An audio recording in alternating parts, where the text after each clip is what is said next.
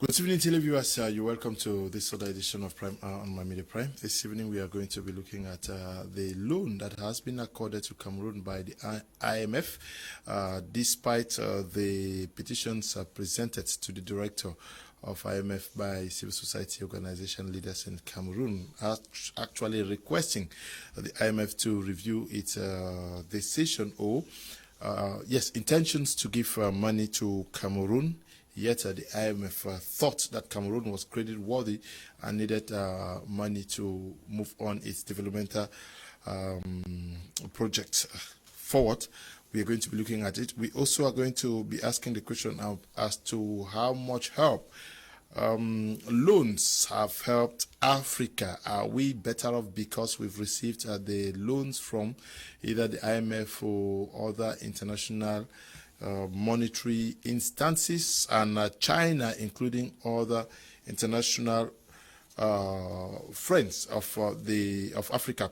We are discussing this with our panelists who are in the house already. Apostle Ambi Valentine Gua is our consultant who is there already. Good evening, Apostle, and welcome.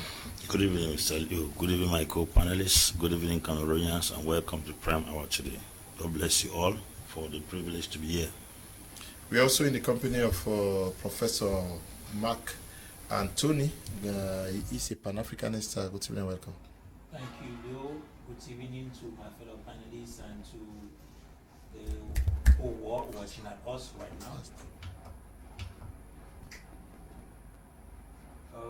It is very important for us to understand that what is happening presently in the world actually means that people should talk about, and we should be able to talk about it concerning what is happening in our nations and in Africa. Africa actually needs the hand of Africans in order to bring the change we need.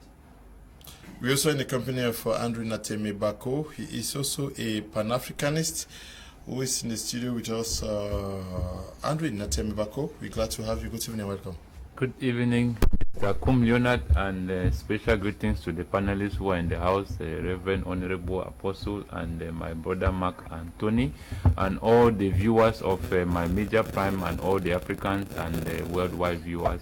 Special greetings to everyone. Thank you very much. Okay. I don't know whether the CEO of Develop Africa, Maina Ghana, is available if he's there. Good evening and welcome.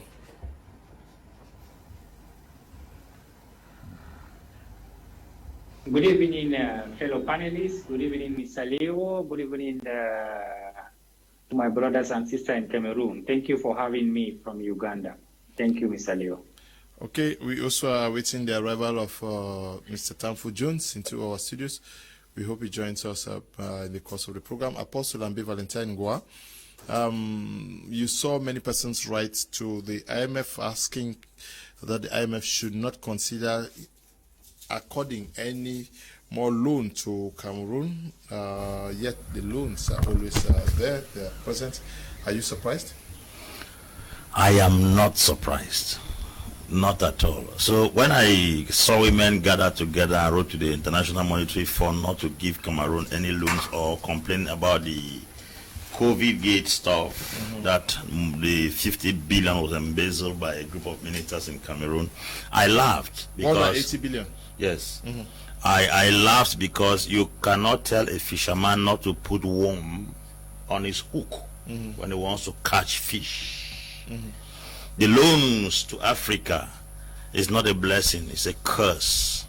The loans from Europe, International Monetary Fund, World Bank, International Bank of Reconstruction and Development are all platforms through which the West uses to chain Africans and keep them to perpetual slavery.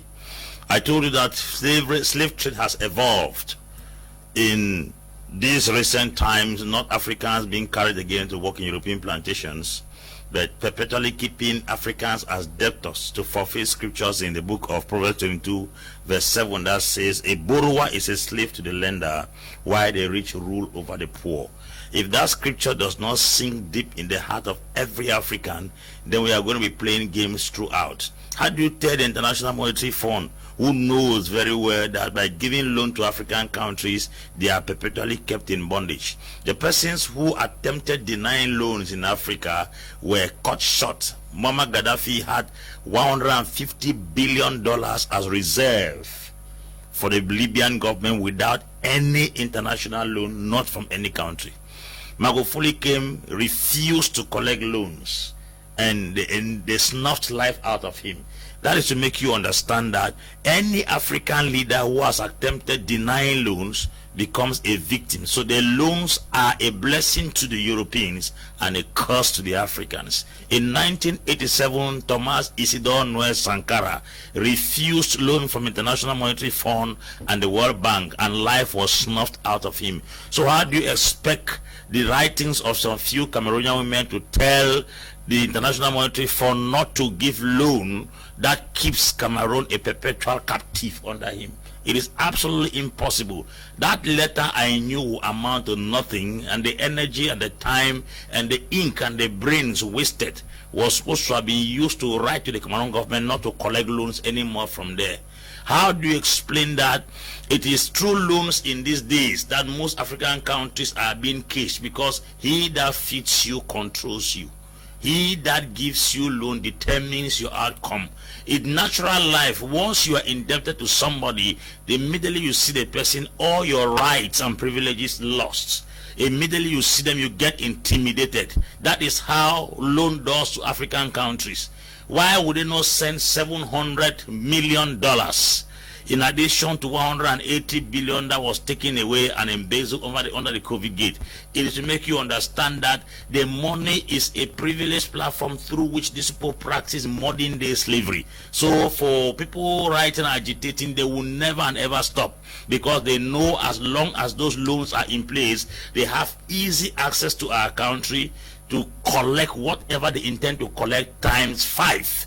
You are hearing that $700 million has been given. The resources that will be taken back in return, that thing was given in notes and papers. Then what they will collect back in return is going to be note and paper. It's going to be gold, it's going to be cocoa, it's going to be petrol, it's going to be diamond, which is 10 times more expensive than what they do. So the loan with the World Bank and the International Monetary Fund is a business.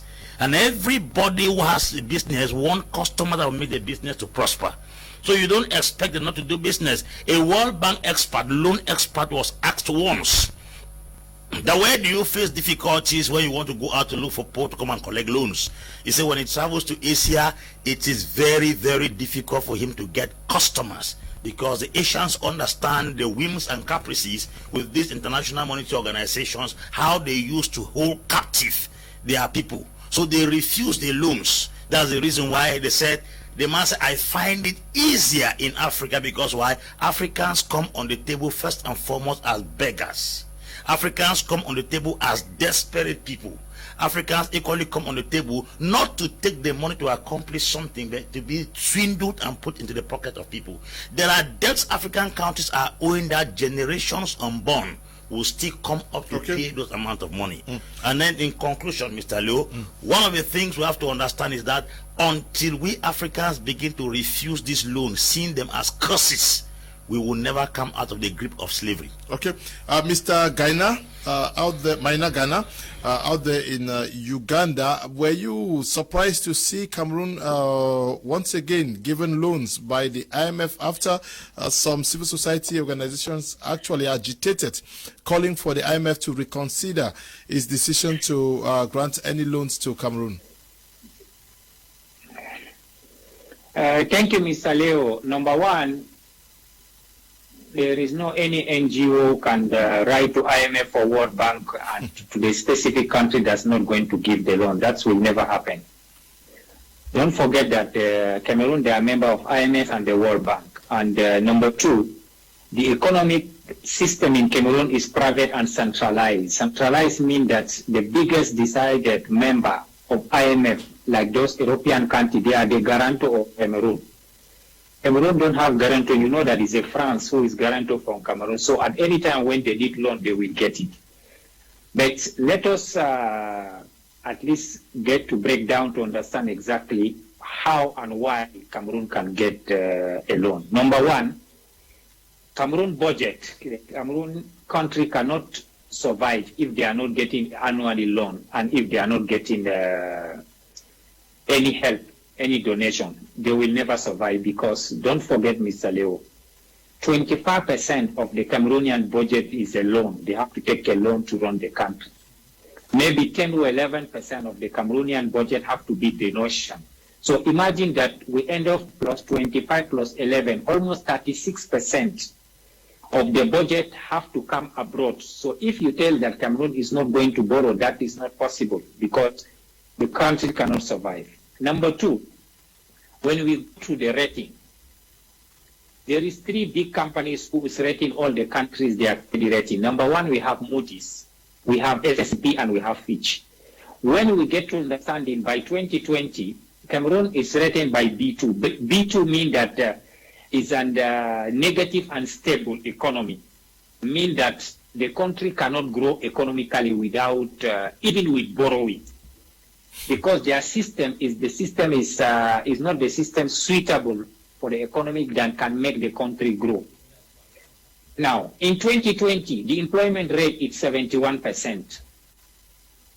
71%. Don't forget.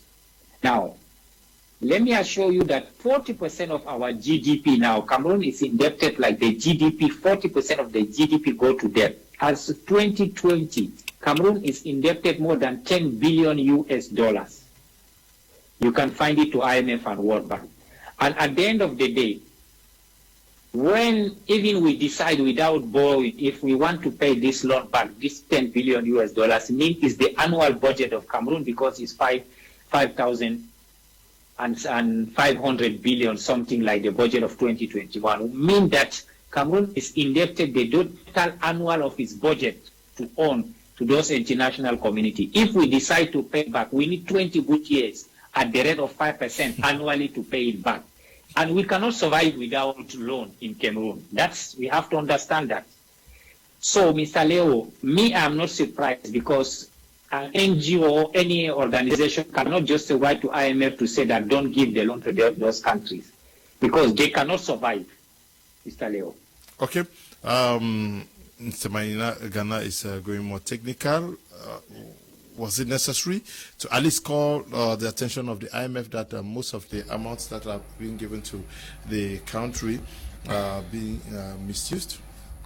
I'm talking about the action of some of these NGOs. Yeah, Mr. Leo, it is just like throwing water on the deck's back because whether we make the noise in trying to write to IMF or not, IMF as an organization is practically, I want to use the word, is a Jangi house, a European Jangi house, which is actually working for the benefit of the Europeans. And anytime they give you loans, it helps the members of that Jangi house to be able to have what they need. For example, there's uranium, there is gold, there is oil, there is all that in Africa. So whether you write and tell them not to do it, it will not change their mindset because they know what they want to come and get. So their intent is to make sure that they use this Jangi house to corner African leaders to a place where they will automatically want to come back to them. And so when they corner you, you are open to give them what you have in return for the debts that they give you, the loans that they give you. I wanted to read something out which from the release of IMF. It said the IMF Executive Board approves US 68.5 million arrangement under the extended credit facility and extended fund facility of Cameroon. There were 3 reasons why the IMF gave that money, which are, you say Cameroon ECF/EFF supported program aims to support the authorities' effort to achieve rapid post-COVID-19 recovery, restore the country's physical and external sustainability, and unlock inclusive and private sector driven growth. That to me is really a good reason. But the question is, are those who are collecting this money really going to fulfill that particular promise they have made to the IMF? The second one was urgently addressing financial and physical risk associated with SOEs remains a high priority and effort to strengthen public debt management and limit non-concessional borrowing remain critical. So they are giving it because they are looking at the physical situation, like Mr. Ghana actually said. Cameroon cannot manage. It must have the debt. They must give the funds. If they don't give it, there is no way we are going out. Cameroonians will literally start dying according to their mindset. And the third, Mr. Leo say, steadfast commitment to strengthen transparency and good governance and reduce corruption risk, which is critical. So they are giving it, telling you people, okay, you are rats, we are giving you this granite, you manage it, stop corruption and do all that, good governance. So the question you asked Mr. Leo is, do you really think that IMF is that stupid? So all the writings from the women, the ONGs and whatsoever could not stop them from giving it because they have a target.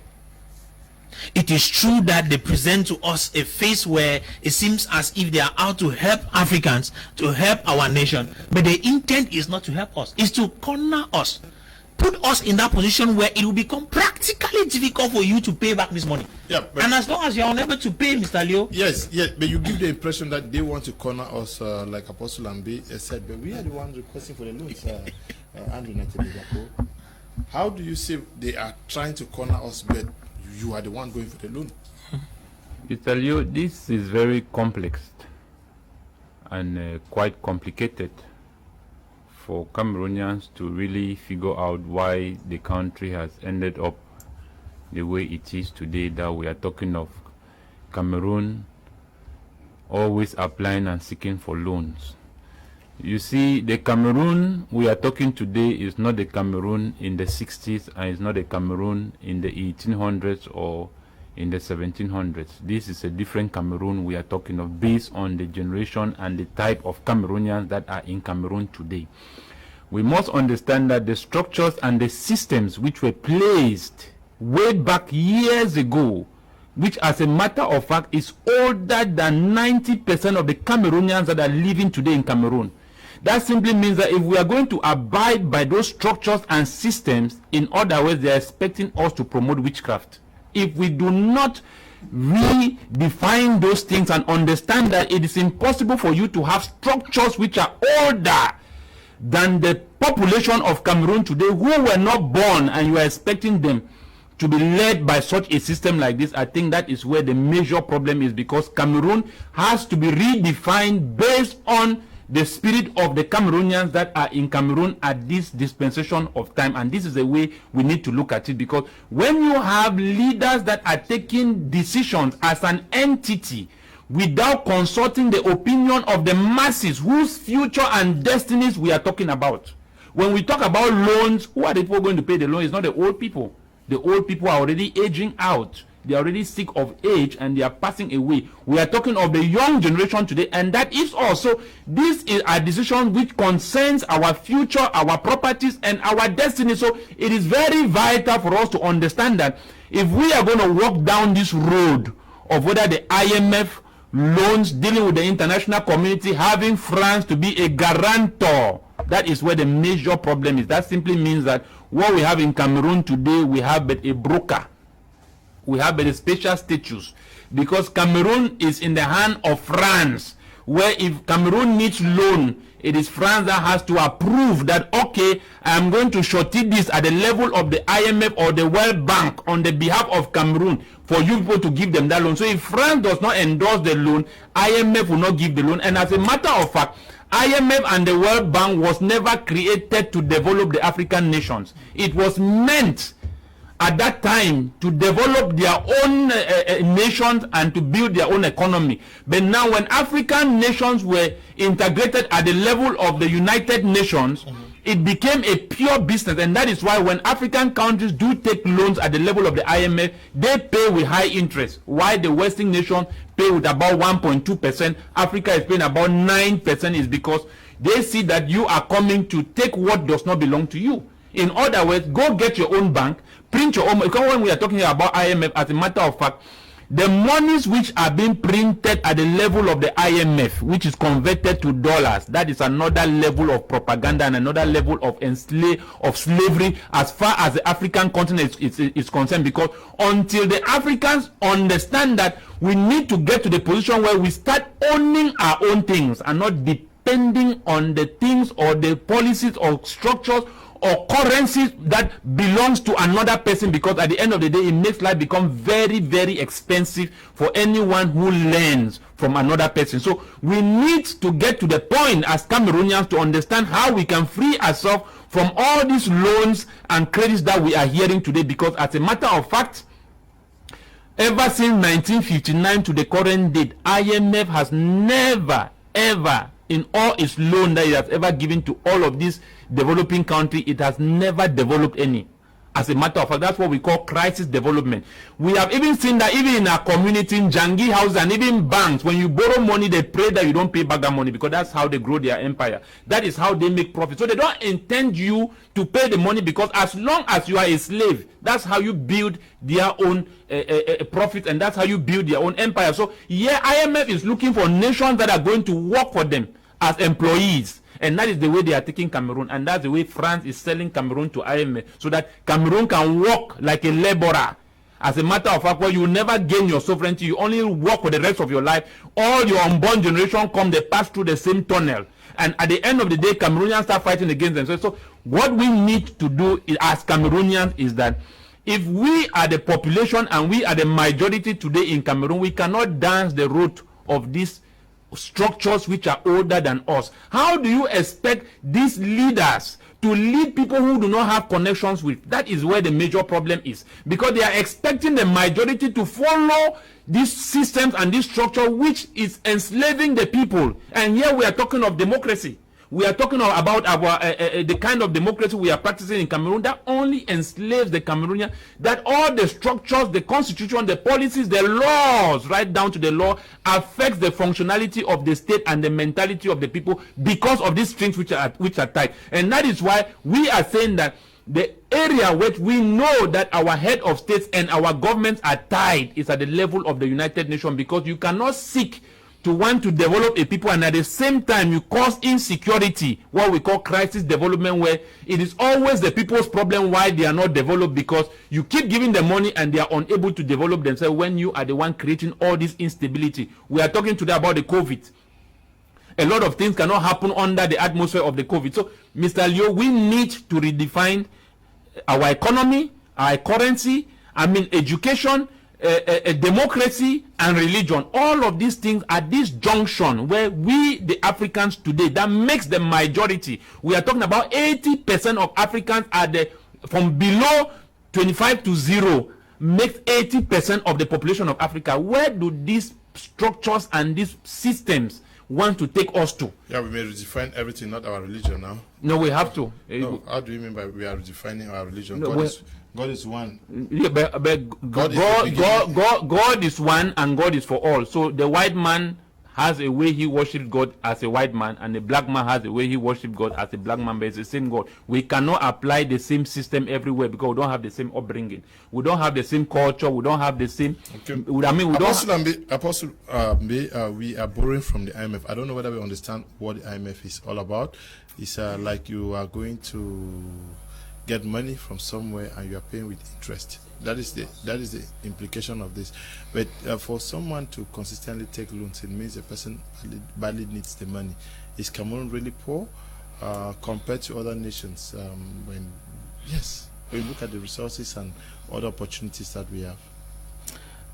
Mr. Leo, when we become very conventional in giving statistics of so-called United Nations and International Monetary Fund, gross domestic product, I get disturbed because as a political analyst, I don't judge things from a shallow point of view. Okay.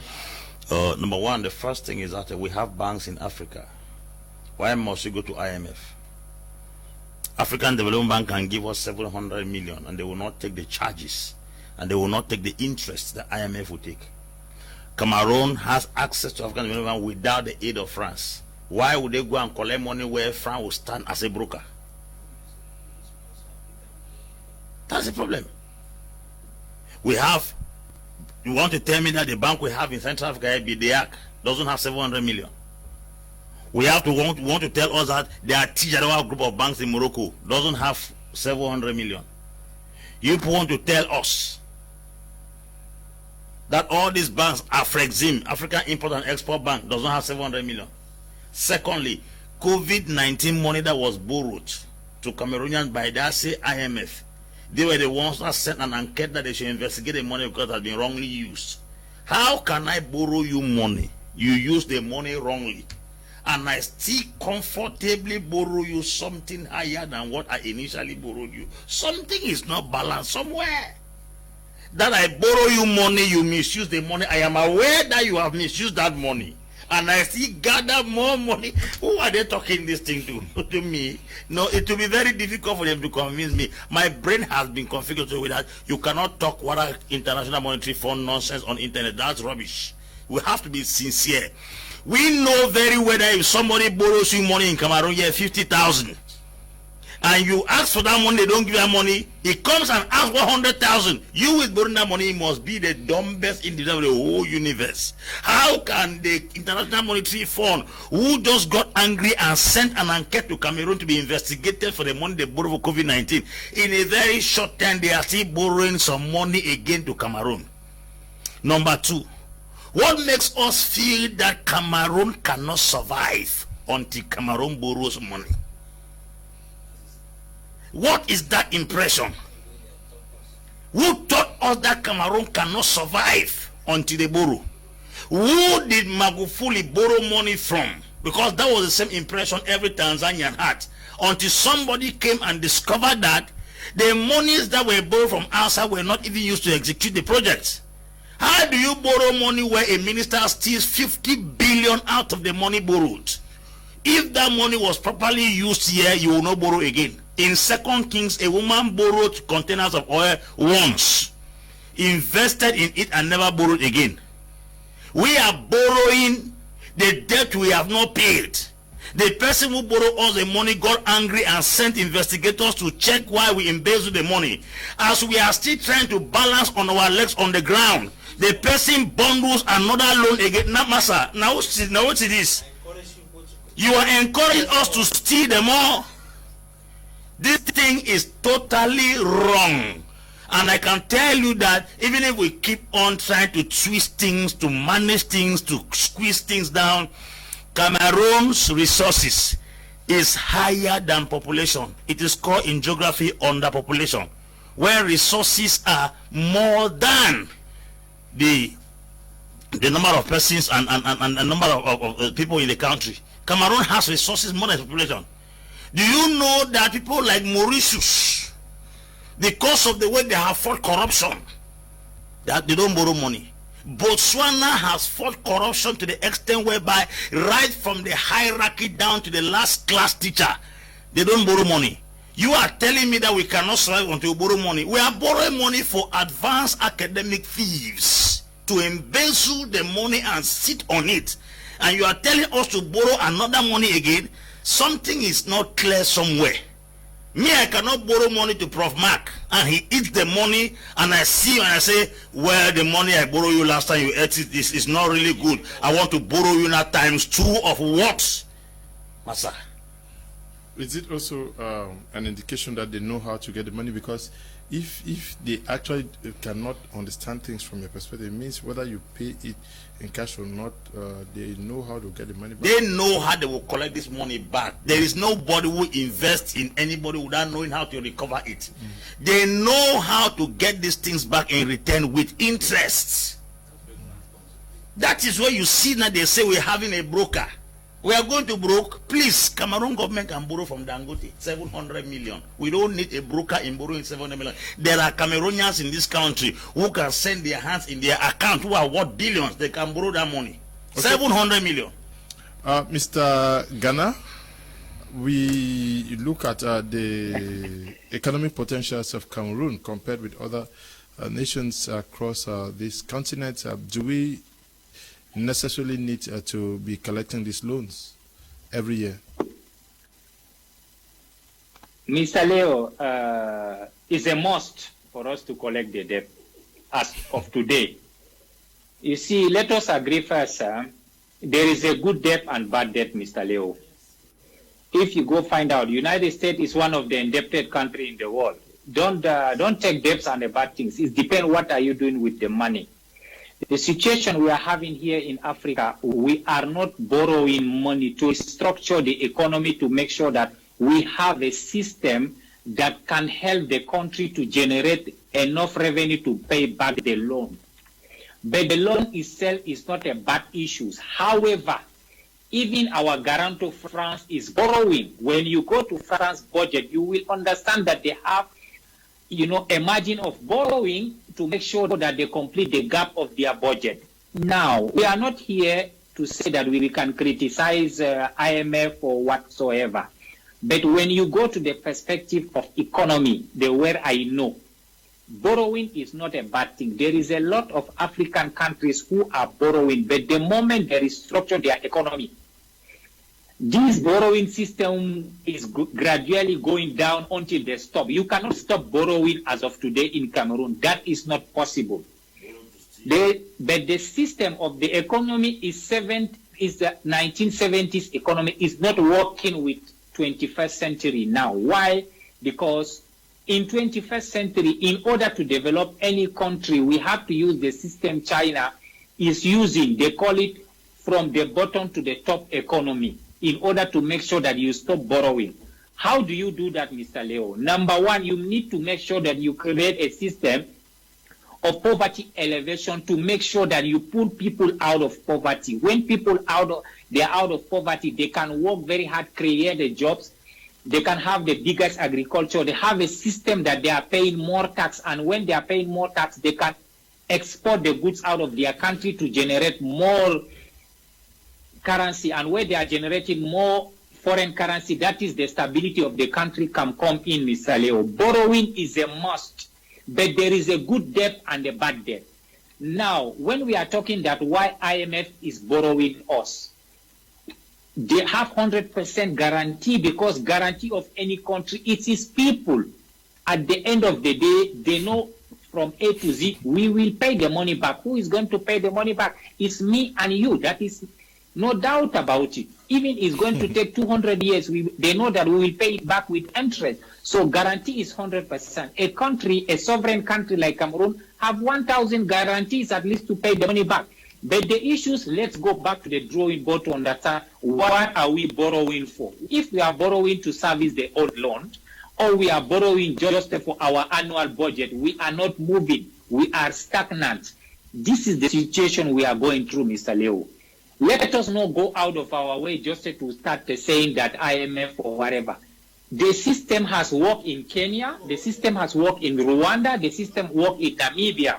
The system worked in Malawi, in Ethiopia. Now the system is working in Senegal. The system is working also in Ivory Coast. When they bring a economic system down from the bottom to the top, the country is becoming stable and they have less loan. It's normal. We have to go for it. But let us understand exactly where we are and where we want to go, Mr. Leo. Thank you.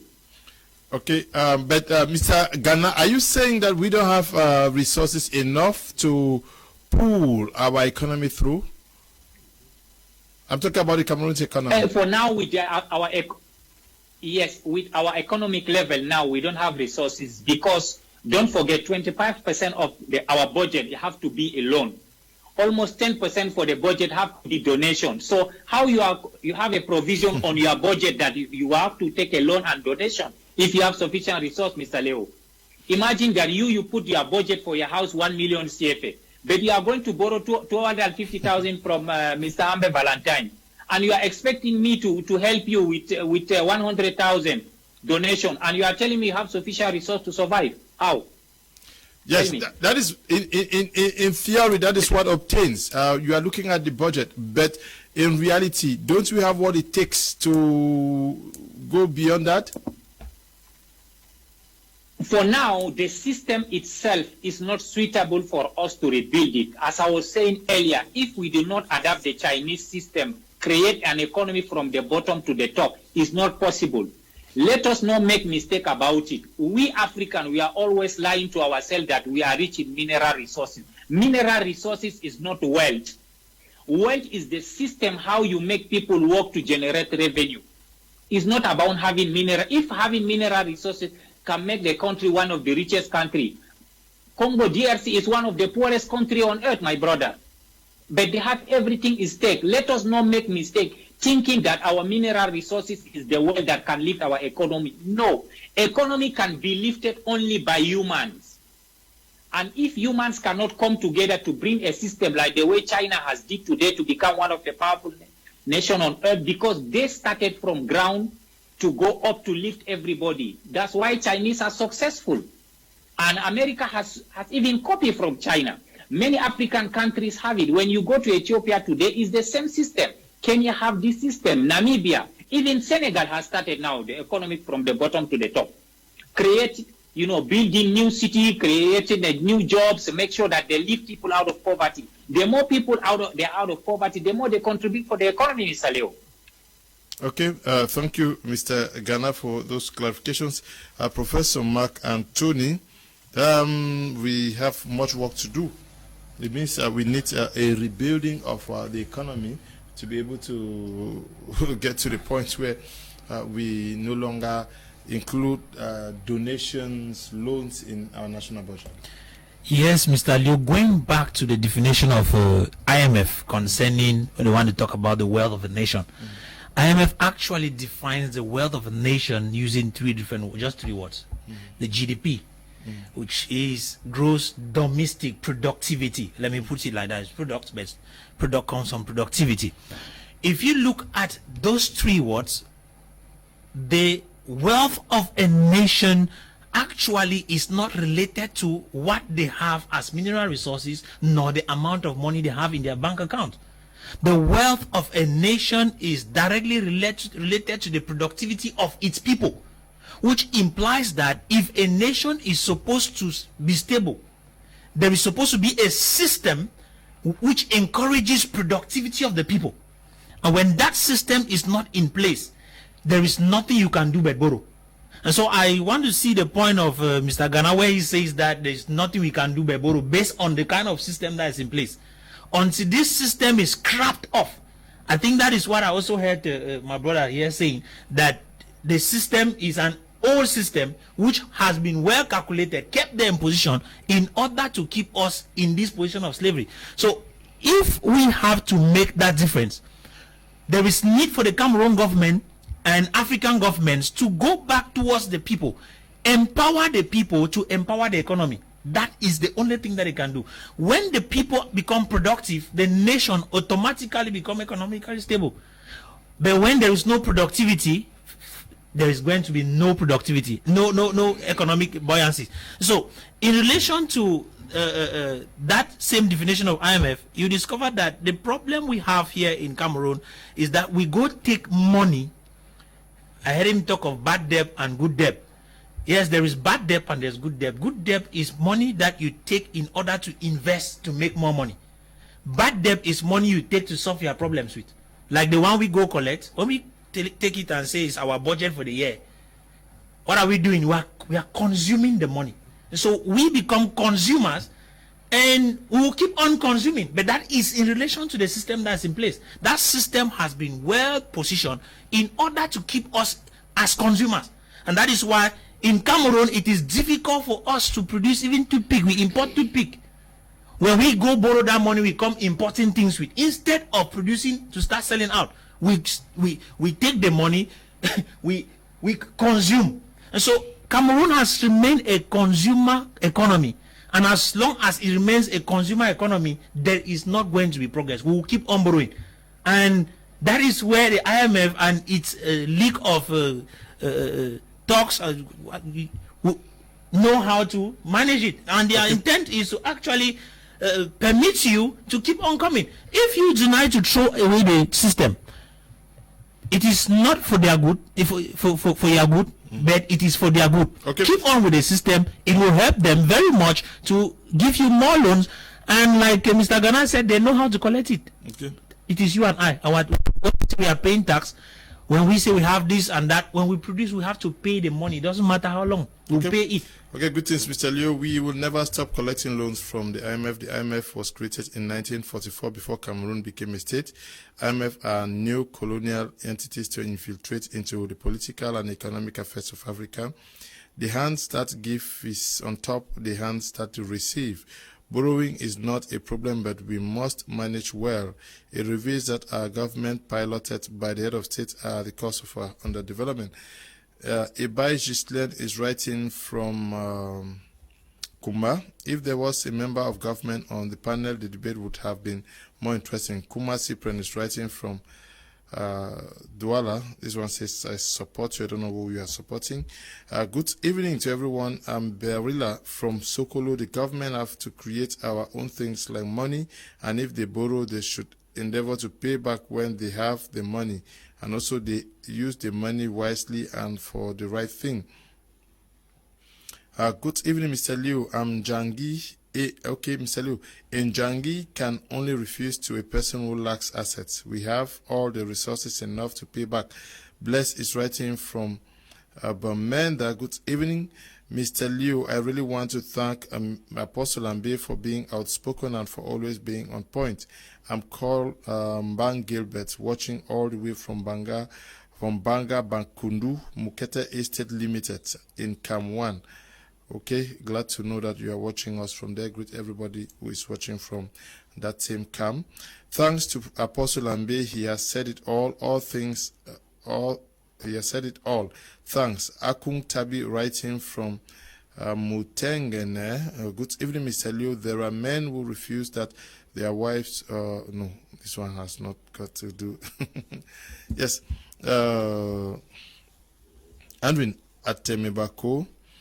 Now, COVID-19 scandal is still rocking the nation as we speak. IMF is here giving loans to us. Is it to say that the IMF does not consider what you do with the money that they give you?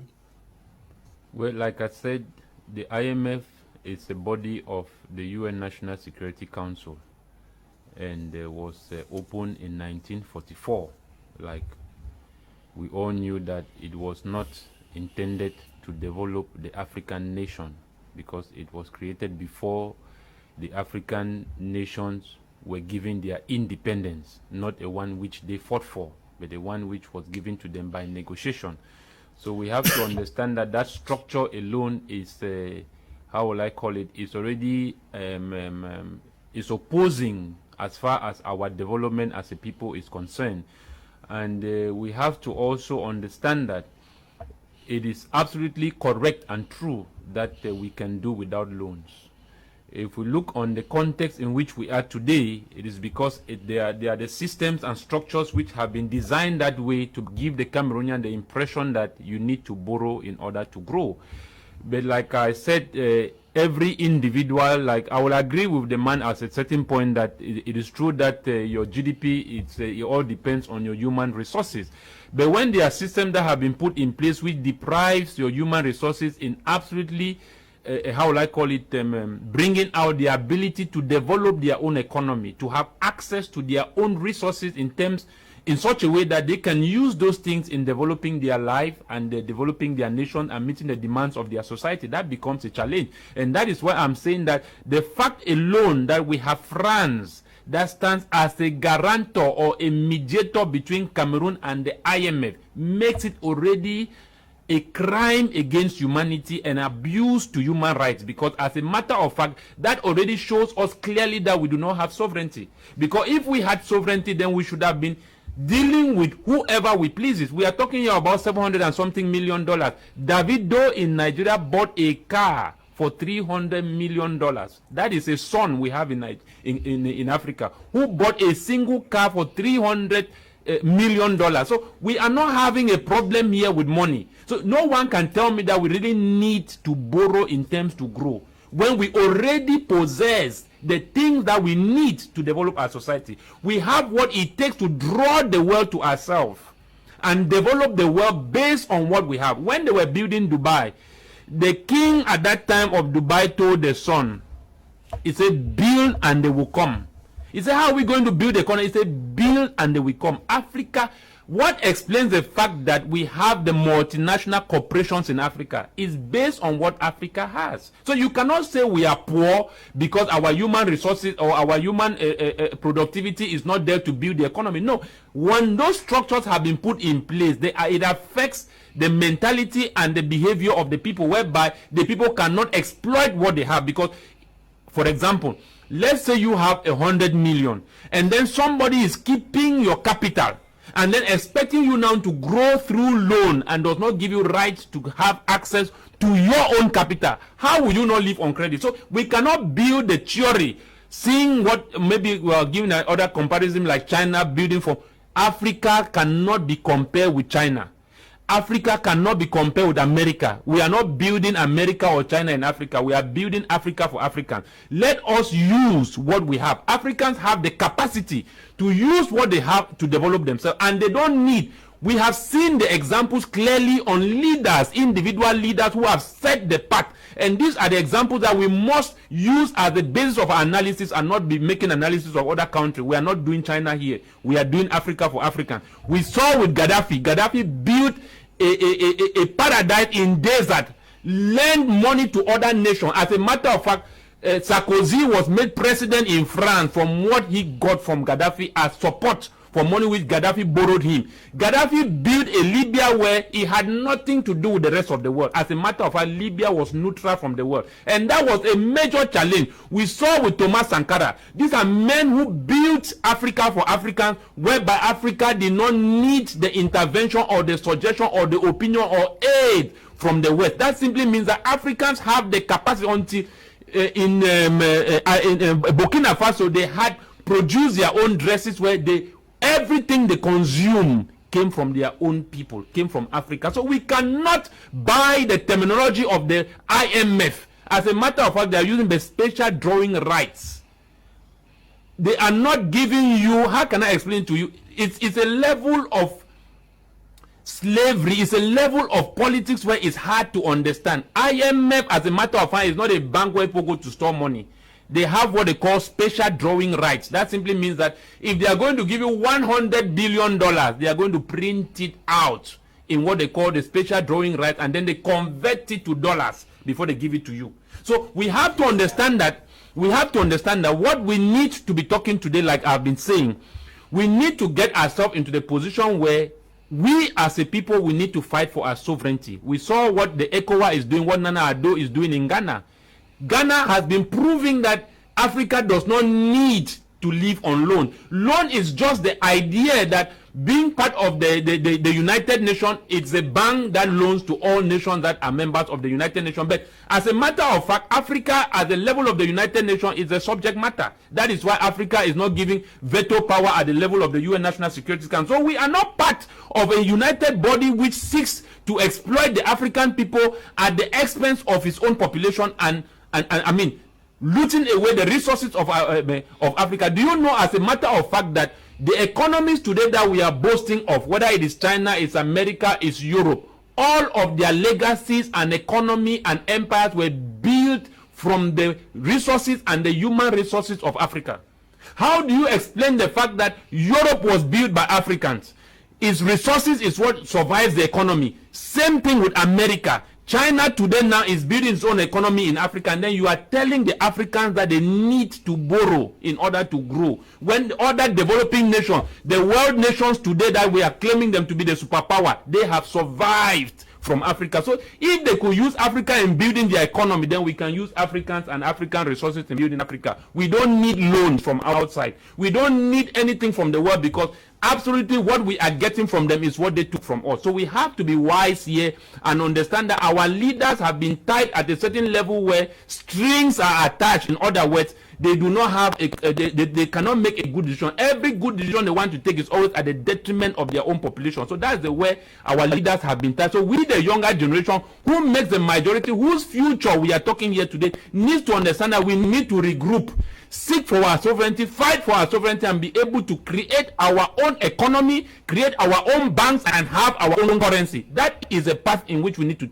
As a matter of fact, as long as we keep France in Cameroon as a guarantor or as a colonial a master or whatever, and keep using the French CFA, we will never ever survive, because the France's economy depends purely in what it gets from Africa. Without Africa, France would really be zero, and that is a simple truth. So to me, I find it a huge challenge to see African head of state going to succumb themselves on organizations that have been built well-built, blooded economy and legacies which they have exploited from the African people, from the African resources. So I would say that if I want to give the right definition of GDP, I will not call it any more human resources. I will call it both the human resources and the natural resources of that land or the people of that area. So we as Africans, it is true that, like the man talked about Congo DRC, who does not understand what is happening in Congo DRC? We know Congo is the richest country, but it's not poor because it lacks resources. It is not poor because it lacks human resources. It is poor is because the people are not given access to their own resources, and these are the structures which we are saying that we need to get rid of these structures if Africa is going to survive. Okay, Apostle Ambi Valentine Ngwa, if these debts these loans must be collected from the IMF and other international instances, it's also because, like he said, I'm talking about Mr. Ghana, that we are very credit worthy. Yes, but Cameroon is credit worthy. Is that also a sign to tell those who are clamoring that loans should not be given to know that no, these guys trust us? Mr. Leo. There are some. If you are not credit worthy, they will not give you money now. If you are credit, we are very credit worthy. If we are the economy, it is also a good sign for our economy. If we are credit worthy, why not produce? Why borrow? I am credit worthy. Why do I borrow? I need to produce. Yes, I have what it takes to take a loan, right? Why don't I progress? I'm credit worthy. Why don't I progress? When we talk about gross domestic product of a nation, gross national product of a nation, I want to ask in Cameroon here, as a people, if we want to measure the statistics in the 25 million persons we have in Cameroon, how many persons are employed by the government? How many persons are in the private sector? That's what we're supposed to be asking. Because we cannot just jump and talk about government without giving statistics of those people that the government has employed and the ones who are in the gross the private sector. And also how many persons import things in this country. Because we discuss things in this country without mentioning what the diaspora brings in. There are two things. There's an incoming capital and there's a capital flight. Capital flight is when money is going out. And incoming capital is coming in. In this country, Chinese are in this country who are doing business. Capital flight in this country is in trillions. The Chinese don't bank with us. The Chinese don't save in any of our banks. You go to Western Union, they are constantly transferring money every week out of China. Out of Cameroon to China. They carry all the coins here in this country, go and produce jewels and come and sell us back 10 times the price. 100 francs, which is 1,000, they will go and produce a jewel out of that silver and come and sell it for 6,000, which is 1,000. It means they are selling our money back to us. When we talk about oh gosh, I mean 1,000 is sold for 7,000, 10,000. 100 francs coin, they melt it, they produce chain, and they sell us 1,000 for 7,000. We buy it. How does it leave the country? And we are talking about we must borrow.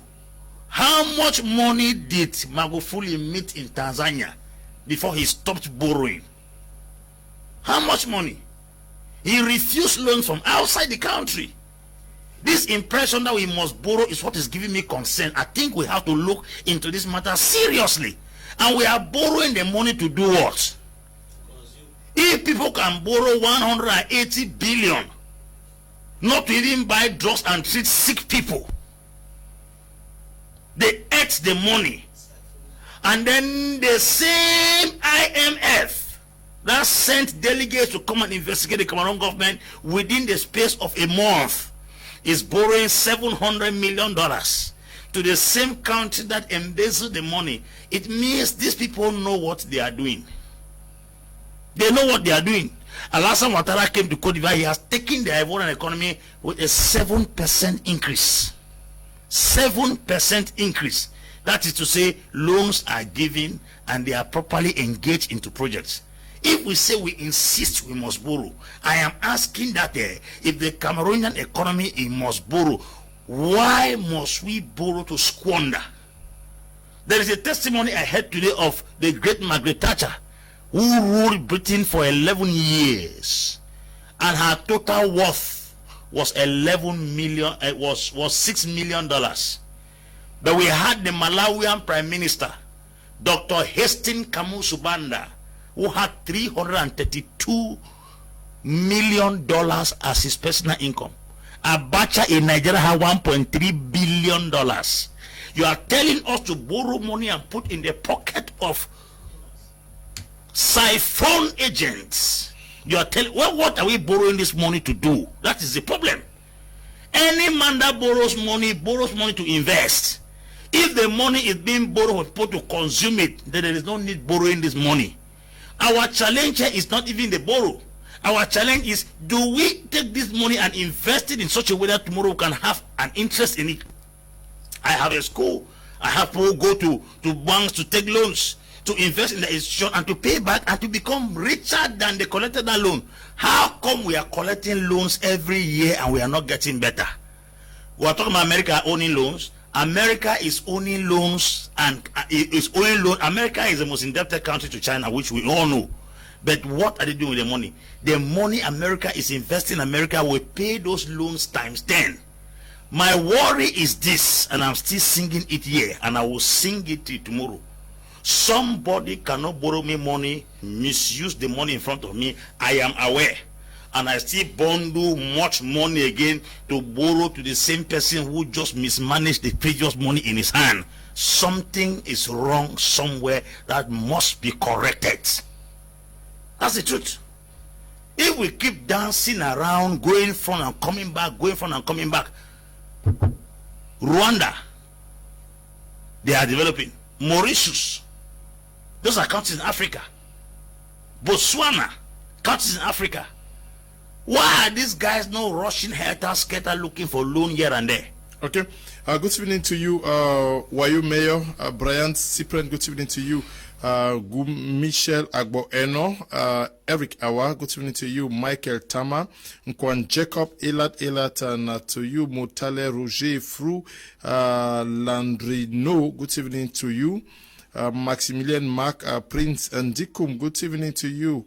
Miles Motengo, Forward Lionel, good evening to you. Ricky Samuel, Epiengale Princely, good evening to you. Focha Valerie, and to you. Afno, Swilaru Pros, good evening to you. Agu Regel Tembeng, Label Eddie, Eric Awa, Rejoice Mark, and to you. Guy Ledwin, good evening to you. Joseph Eka, David Chamba, good evening to all of you watching us via social media. Now, Mr. Ghana, you talked about good and bad loans, if I got you very well. How do we get our loans to consistently be good? Thank you, Mr. Leo.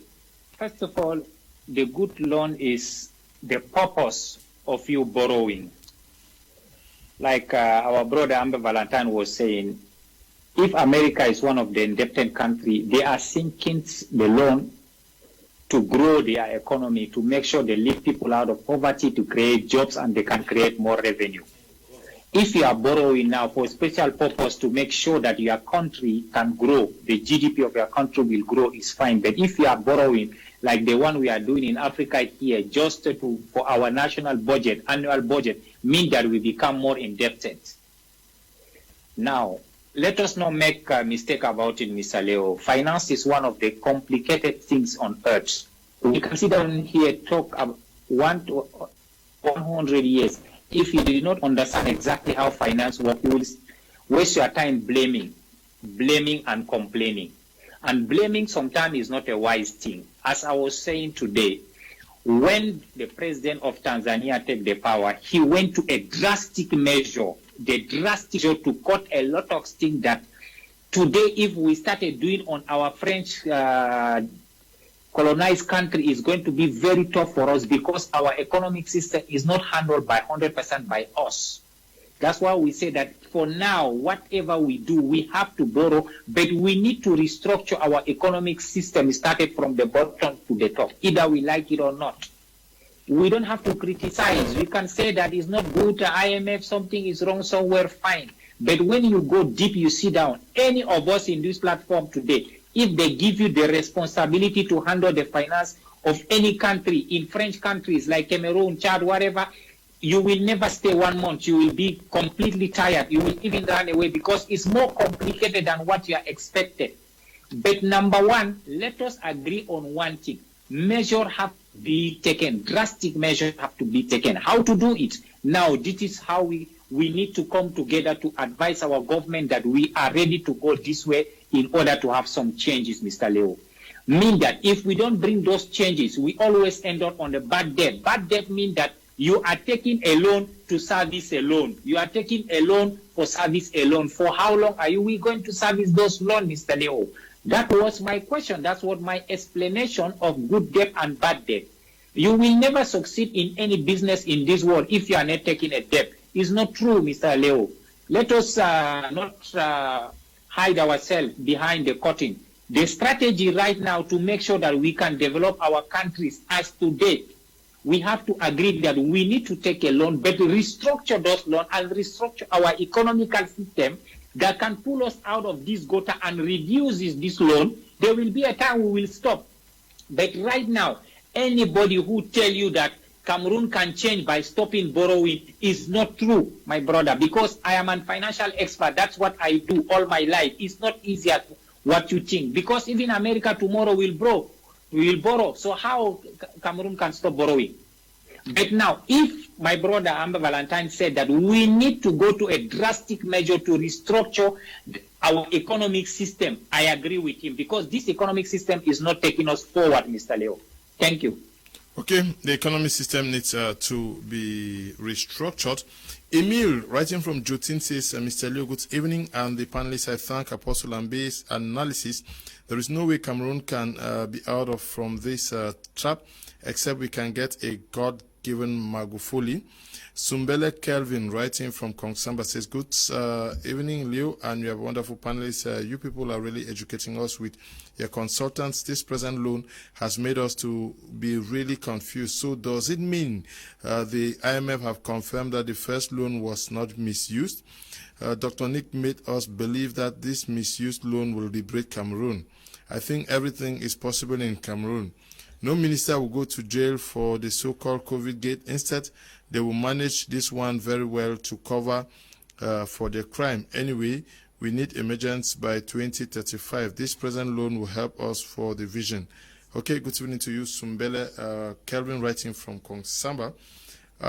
How do we make sure that the loans, even how do we, is it possible to make better use of the loans that have been given according to Cameroon now, especially with the noise that is being made against the misuse of the 180 billion loan still from the IMF for COVID-19? Yes, Mr. Leo, there is a way to actually make sure that this particular loan becomes useful, because we are talking about something that's already been given. It is possible for the Cameroon government to restructure and actually redefine the system of operation before that money will bring fruits. But if it is the same system in place, it is certain that no franc will actually fulfill the purpose. It will end up doing nothing. They will still have the same results like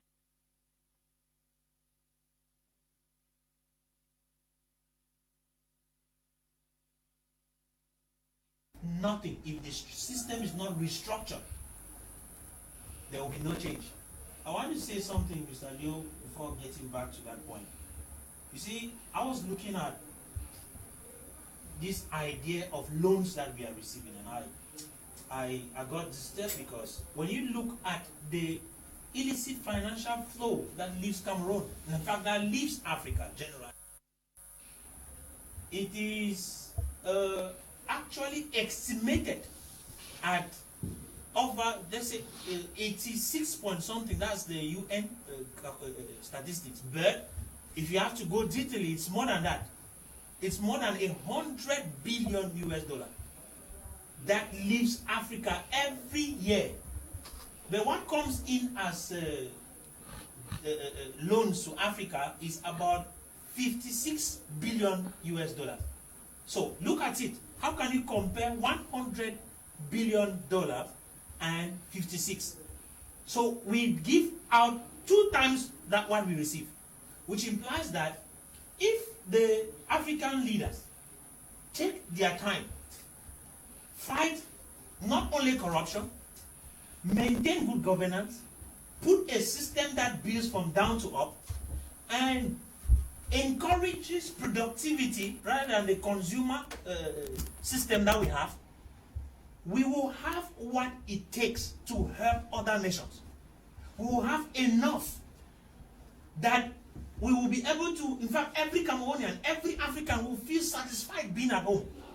But because of the bad governance system that is there, the economic system which actually consumes rather than produces, which is there, at the end of the day, we will collect all the money we can collect. It will not help us in any way. This money will keep us sinking deep. And like we all know, we will have to still pay the money. So it is very important if the Cameroon government, which now has already collected over 700, in fact close to $700 million, if they come back home with this money and say, okay, at this particular moment, let us revamp the Green Revolution which had gone dead. That Green Revolution is not only to say you should go to the farms. Call them, give them lands, give them resources, and encourage them to enter farms. Okay. And when that happens, Mr. Leo, these young people, as they get involved, becomes the engine of the economy. As they are working and producing, the economy will be climbing. And as long as that is not done, that's just one part. Okay. There is also the other aspect of productivity, because of production, which we produce and export what we produce without actually transforming it here. Okay. We need to learn to start transforming those things here so that we can have enough finance in order to build rather than keep on receiving. Okay. Good evening, Mr. Leo. I really enjoy your program. Apostle Ambe is a gift for us. God bless the apostle for always saying the truth. I am Mr. Kingsley Diwa, watching from live from Libreville in Gabon. Good evening. I hope there's no issue. Okay.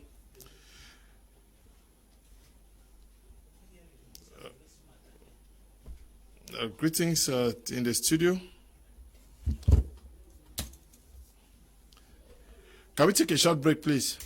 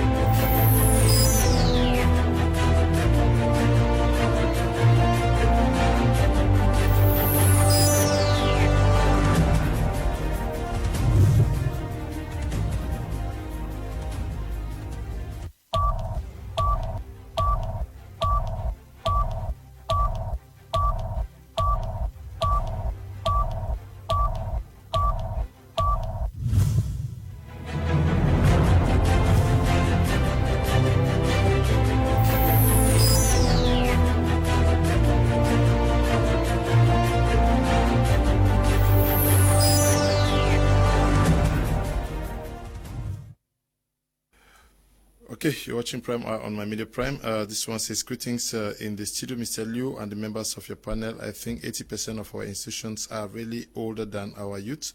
And you see the old people occupying offices borrowing money from IMF to furnish them. Tell me how the economy of Cameroon can change. How can you explain that after the same IMF accused the country of misusing the COVID-19 funds and a clear picture has not been given to us Cameroonians and still go ahead to give another loan? We have influential institutions in Africa that can give us loans if we are forced to do so without going to the IMF. These guys are just filling their pockets with this money so that in the end we Cameroonians will have to pay. I pray for this country. Cameroon, extend my greetings to Apostle Ambe. Tam Gilbert is writing from Boya. Andrew Nateme Bako. Now, the issue is we have been taking the loans. It is true. Mr. Ghana says it is mostly used to service other loans, that is bad debts. But we have not actually felt the full value of the loans we've been taking for decades now. You see, the issue even with the loan is that we have to admit that we have what we call the bad debt. That means that the interest of the loans are even higher than the loans we are talking of today that have been accumulated for so many years.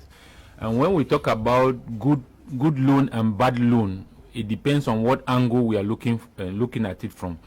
If you have the IMF giving loan, like we have all analyzed, to a very country or government that have embezzled previous loans that were never initialized for the purpose in which it was given, that simply means that the IMF has a bad intention for giving that same government loan. That's what I call bad loan.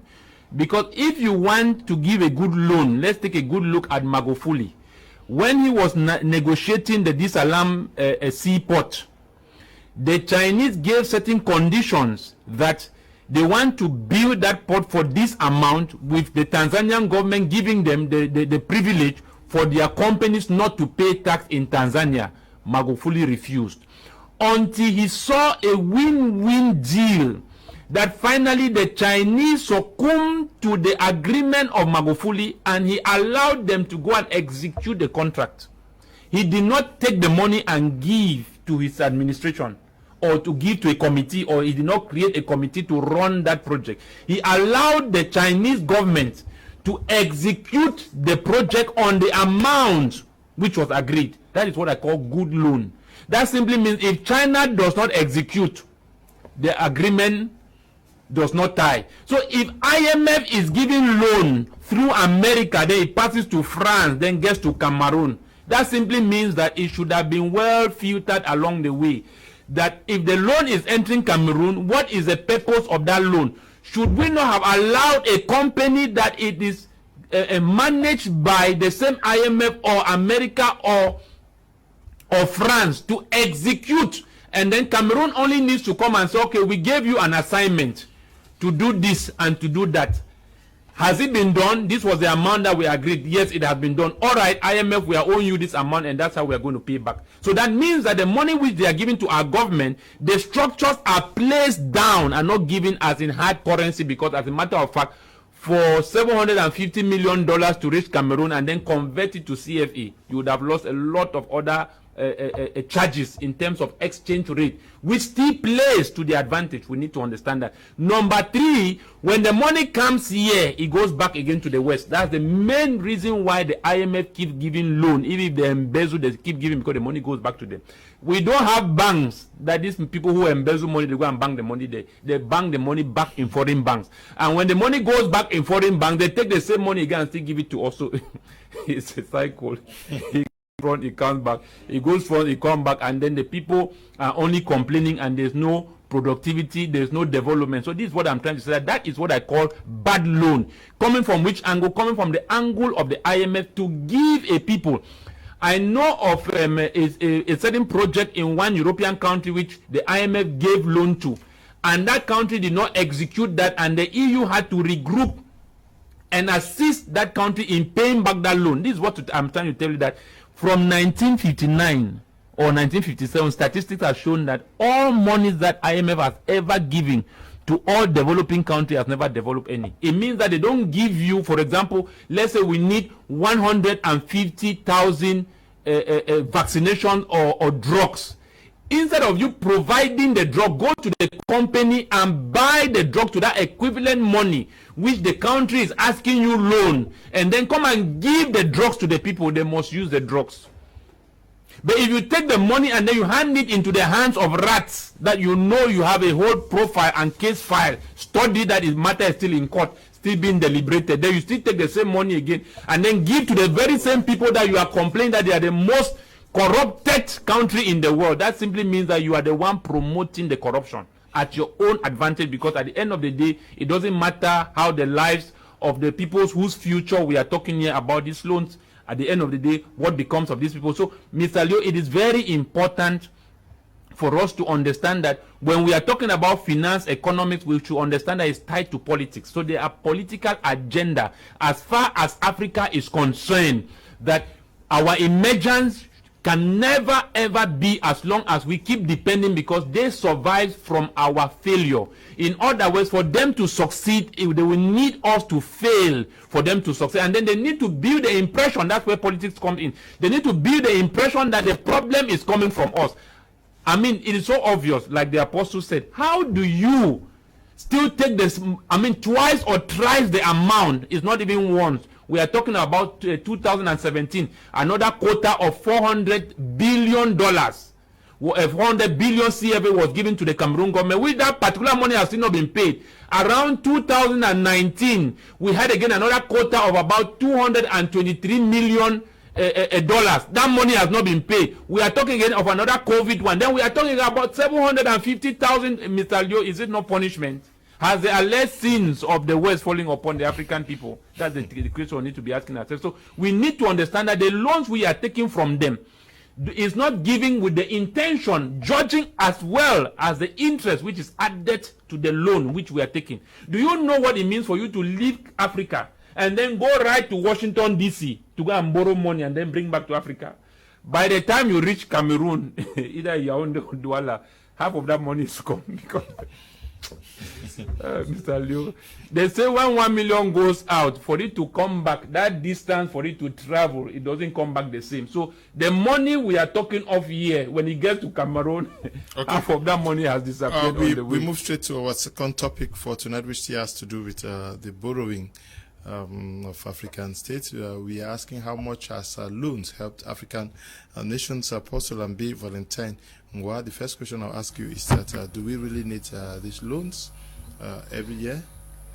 According to economic statistics from the International Monetary Fund and the World Bank, Africa needs loans. But according to Apostle and B. Valentine Ngwa, sitting on this television, I can tell you that in terms of gross domestic and national product, Africa doesn't need loans from anybody in this world. I'm going to let you understand that. How do you explain that people steal $180 billion in a country, and the people are still in that country, they are not dead. They want to borrow 700 million. They not go to those who stole 180 billion. They are going to they are going to the man who gave the 180 billion, they stole it. The debt we are going to look for in IMF is in the pocket of people who stole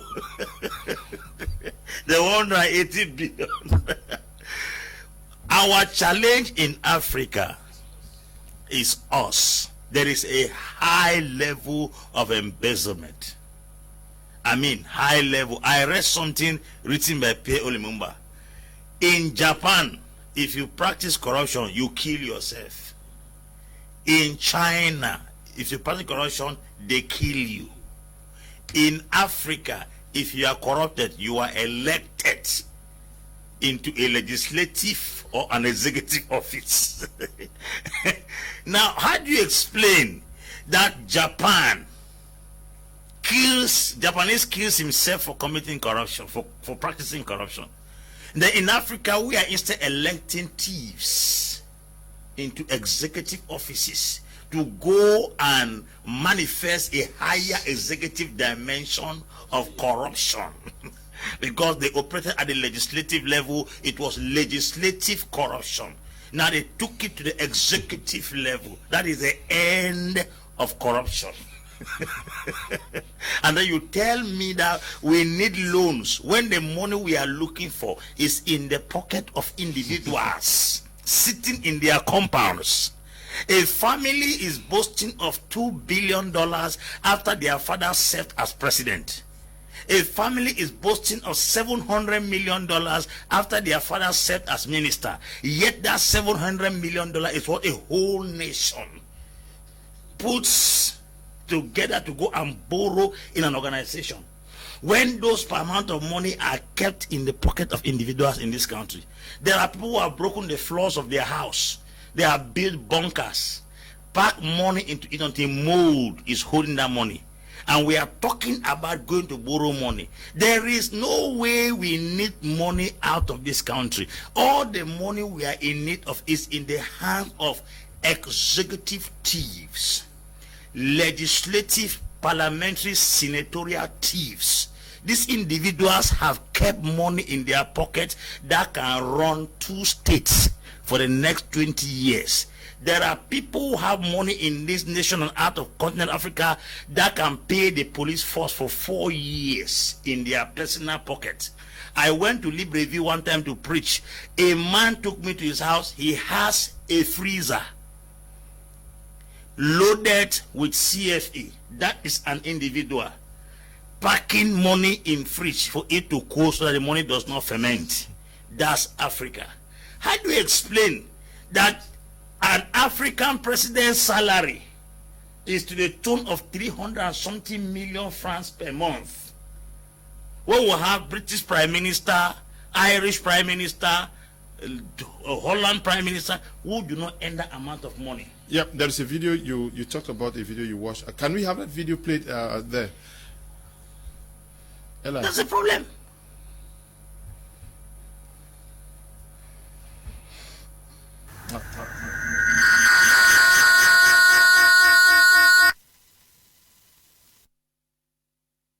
It's ready. Yes, just yes, the end. So one thing I have to make you understand is this: the money controlled by a few individuals in this continent, Africa, is money that can take care of a whole nation. So our problem here is that the money we are borrowing outside is practically in the pocket of those who are in government offices.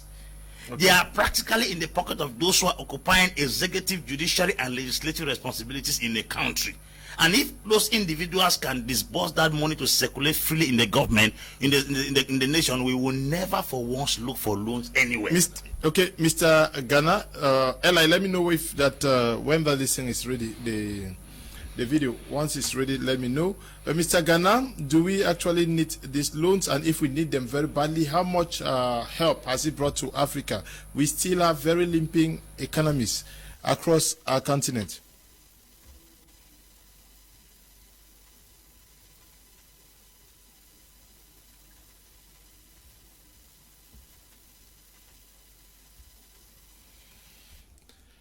Hello, Mr. Ghana, are you there?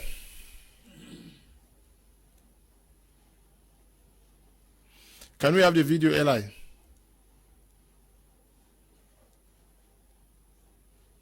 Anyone tells you that Africa is poor, tell that person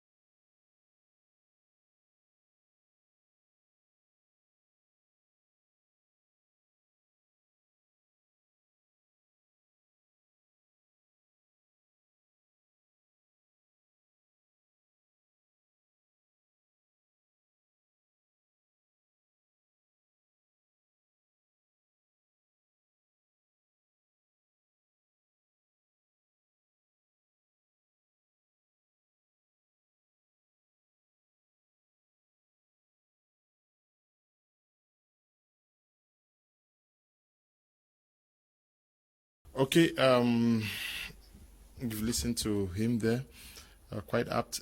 Is that where the money is going to? Money, leaders are very rich, but can we really say that Africa is poor when leaders are too rich? It would be a crime to actually make a public declaration that Africa is poor. Reason being that if you have to look around Africa, there is no reason why you should say Africa is poor. If today we have Dubai, which is a desert that has been transformed into an emerging economy, in fact, a first-class economy, what more of Africa that has all the resources that needed? If you come to Africa, Africa have 60% untouched arable land, untouched. Africa has about 30% reserve gold. In fact, let me just say about half of the gold of the world is in Africa. If you have to talk about diamonds, Africa has more than 30% reserve of diamonds. If you go looking at all that, it is true Mr. Ghana said we should not call that wealth, but that is truly wealth, because in relation to biblical principles, that is wealth. And that is what we have. But the problem, the question we should be asking is, what is happening that we have all these things, but we are the ones that are suffering? First, leadership has a problem. We have bad leadership. The governance system is practically out of order. We have individuals who are elected into office for themselves, not for the nation. So there is lack of patriotism. Individuals who are willing to take the nation's wealth and actually keep in their house. I think 2020, there's a minister in Cameroon who was actually arrested. When they went to his house, they were burning money. That is to make you understand the kind of mindset we have. For individuals we think that are supposed to be leading us, they do not even know what money truly is. Money is not that paper. Money is what that paper can do. But look at it. They took it, instead of investing it, they went and kept it in their houses. It is wasting. And Cameroonians and Africans are suffering all over. You find it very funny to hear that Cameroon is Africa in miniature, which implies that Africa is supposed to be a pure reflection, Cameroon is supposed to be a pure reflection of what Africa is.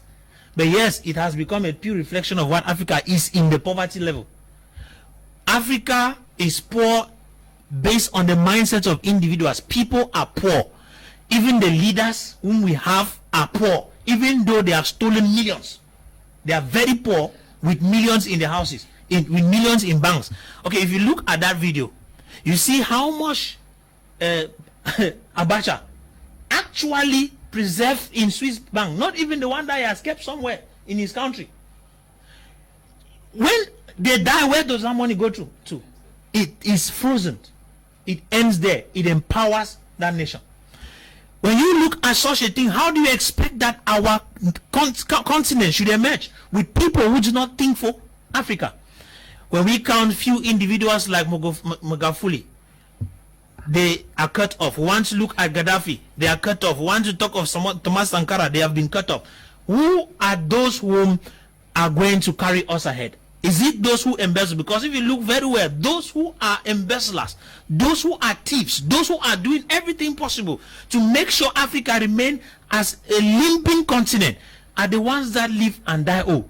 So the question is it like God is angry with Africa, or is it like Africans are angry with Africa? Okay. So we need to be able to look at this situation, Mr. Leo, and I will pray that our leaders should try to understand the implication of what they are doing right now. The future will judge them. Posterity will actually judge them. What you do right now for this continent will be determined tomorrow. You have kids, you have great-grandchildren, will surely pay for it. So you should be very careful what you are doing. Okay. Mr. Maina Ghana, we have been taking loans for decades today. Why is Africa not developing to the level that many persons would have expected? Are the loans all bad loans?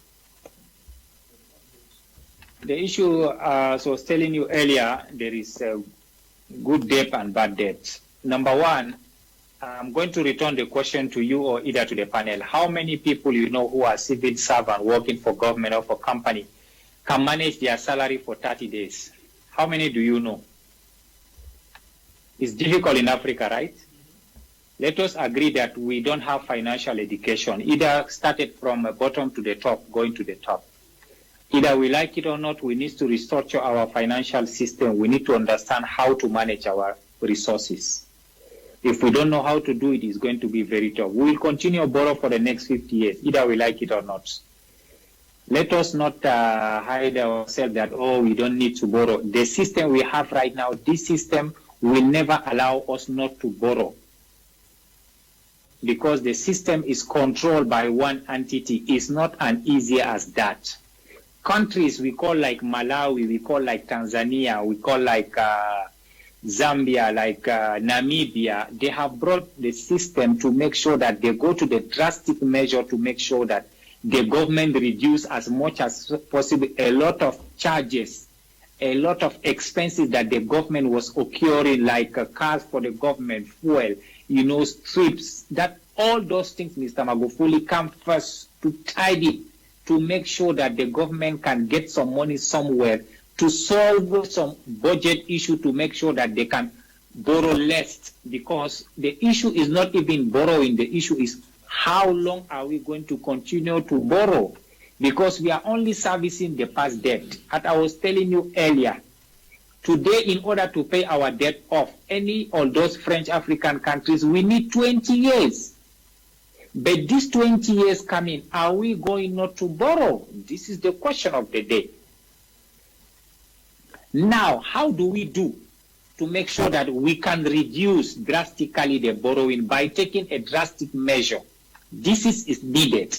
Number two, the government have to make sure that they understand the economic system, the model to develop their country. Then how I came back again to explain to you about the China model, because you need to copy from someone to see if it's succeeding.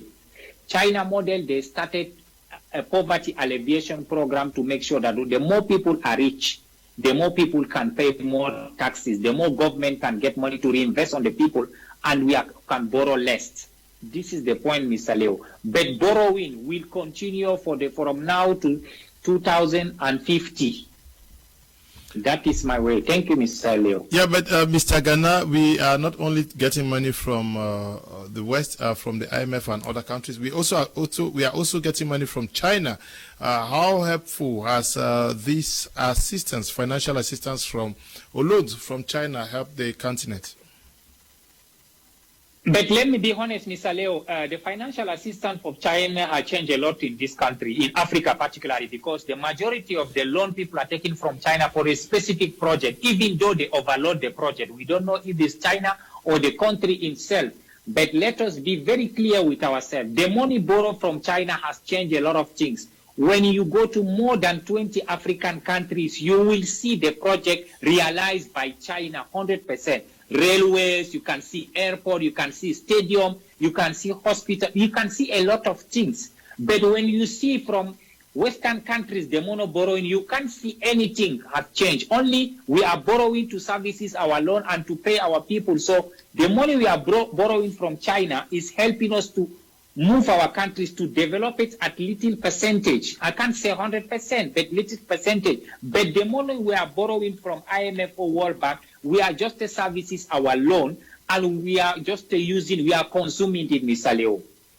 Okay, Andrew Natemi Baku, are we not giving out more than we receive? Because nobody actually knows how we are paying back these loans. I don't know whether, how much are we paying back on the loans? Because we are told now that the IMF just gave Cameroon 375 billion francs CFA. We earlier received 180 billion francs CFA. Other African countries are collecting, and we are never told when this 300 and have we not giving out a lot than we are receiving, and to think that we are poor.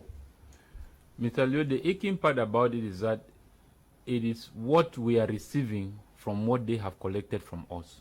That is the most challenging part. Let's look at the case of Ibori, a former governor in one state in Nigeria, who laundered almost about 240-something million pounds. That money went to UK. That money laundry, the money was kept in banks, foreign banks. But this money was a money that came from a community of a people. And that money was, it went back out to a foreign land where that money never came back to Nigeria. So what my point here is just to tell you that many of these loans we are talking here of, Mr. Leo, at the end of the day, these are monies which absolutely derives from the economies we have. The second point I want to still say about China, for example, China has another strategy which is different from that which the West has used in Africa. The one of the West is what I call crisis development. That's how their loans are. Their loans are always tied with what I call crisis, whereby the people never get to develop themselves based on the crisis they will face with the loans which is being given to them. But with China, the strategy with China is that if China gives you a loan that they say, okay, we are going to execute this contract, China always makes sure that there are certain strings attached. And one of the major strings attached with China is that they tell you that, all right, our companies, our corporation, our business, either importations, do not pay taxes, for example. That was a major challenge they faced with, as a matter of fact, we want to even believe that was the reason why Magufuli died in Tanzania, because of the strict conditions which he placed the Chinese government, and the Chinese government realized that with Magufuli they could never succeed in China. China gives you a loan, and then they tie it with the condition, because that was the condition they gave Magufuli, that their companies will not pay taxes in Tanzania. In other words, China will take that money 100 million times than the one they are giving you. So in other words, what you are taking from them is what they are actually going to take from you 100 times, which in all simple principle, you don't need them and you don't need their loans. Number 3, we have capacities. We have capacity that we don't need to go out within ourselves. I'll give you a good example. I think about a month ago, Buhari went to Nigeria for treatment. In England, rather, for treatment. Leaving his own nation under poor working conditions where the doctors were complaining about low salary payment. But in that England alone, that Buhari was traveling to go and get medical, how will I call it, attention, you have 7,000 about 700 and something thousand doctors, Nigerian, practicing in the United Kingdom alone, which are Nigerians. This is what I call capacity. So we are not talking here that if we are going out is because we lack the capacity, it's because we are not organized, not that we lack the capacity. So we should not use the absence of the capacity that we are lacking because of our disunity. We should assume the fact that we must borrow. And then another point again I want to raise here is that we, in all statistics, Mr. Liu, let's take the case of Mali. Last year alone in Mali, 703 tons of gold was just discovered in Mali, which upsets the price of gold market worldwide. That makes Mali the second largest gold reserve in the world. Now, if you convert that 703 tons of gold into 40 foot of container, it gives, because 1 foot of container gives about 27 tons. So that gives about 27 tons of 40 foot of container of gold alone, which was found in Mali last year. That can be exploited per normal rate for 12 years. With 1 40 foot container of gold, if it is sold, that country should never ever think of poverty, as a matter of fact. So when we are talking of Africans' resources, both human and natural resources, Mr. Leo, we have capacity, we have the resources. The only problem in Africa is the system that have been placed, which are called them old age systems, which are older than the Africans today. That seems not to be working for the Africans. I don't know, as a matter of fact, the leaders that were agreed to allow such a systems like this to be used in their countries, and that is where Cameroon is the way it is today. So we will need to understand that if really we want to live without all of these loans, I mean, I don't understand the financial terminology of business principles that you must borrow before you succeed. I don't understand those things, because we have seen people in life, I mean, billionaires, the population controllers who did not even go to school. As a matter of fact, they are the one funding banks for banks to loan money to other people. They don't borrow money. So this idea and philosophy of education, which programs the people like robots, that you must not. Every human being is self-taught and has the right to self-determination and is self-sufficient if only he best use the resources which are in his environment. He can develop himself. If Africa goes today into agriculture alone, Mr. Leo, Africa will never ever seek for loan to any nation. Rather, we will export and we will send to other nations. So we only need to make use of what we have and develop the life standard of our people, meeting the demands of our society, creating policies and structures that meet the desires of our nation. All of us will get out of poverty. But when you have presidents and governments that stand in a nation as broker de marchés, that are representing the interests of another man who is not a Cameroonian, on the behalf of Cameroon, it becomes a very huge challenge. Okay. Paul Solambi, Valentine Angwa. We have seen these loans taken every year. Then, is it the fact that Africans also do not have a better mastery of their economy, or that economists are not giving the best advice as to where to put this money? I'm talking about investment knowledge and financial know-how, or the fact that many persons are chopping the money? It's a little, even if we beat around the bush, we have very sound individuals who have come on television out of their own volition to submit projects that can advance the cause of a nation economically, politically, and otherwise. We cannot tell me that we do not have the brains in Africa that will make things work. As a matter of fact, it is the black people who are making things work in America. They are the ones who are making things work in Britain. They are the ones who are making things work in most of the European countries.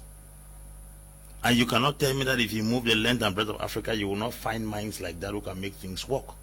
Whoever knew somebody was like that in Tanzania, in the name of Magufuli. Whoever knew someone was like that in Namibia. Whoever knew somebody was like that in Rwanda. Whoever saw somebody like that in Botswana or Mauritius. Those are countries that have proven their worth in this continent. They have proven to us that we have brains in Africa. These guys did not go to stay in Europe. They have stayed in Africa and proved to us that you can survive in Africa. How do you explain that a church pastor like Bishop David Oyedepo starts a congregation of 5 persons, turns it into an empire with a power plant of electricity and water that is maintained in a country? That's a church, and they have never borrowed a kobo.